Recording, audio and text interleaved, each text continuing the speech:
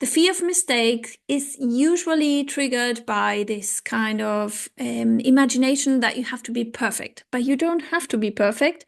Perfection is not the goal. The goal is progress. So you need to reframe how you see mistakes. Actually, every mistake you make when you learn a language is another way of memorizing a new sentence. Because as soon as you make a mistake, and you need to make that mistake when you talk to somebody, you will be corrected. And in that correction, you will actually memorize what has been told.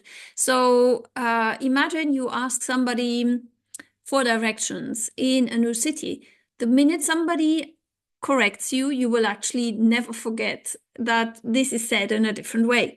So reframe mistakes by using them as learning experiences. Every learning experience is a gift. Your own feeling of not feeling kind of in your usual sense of identity, if you know what I mean. It's kind of with every new language you learn, you create a new identity.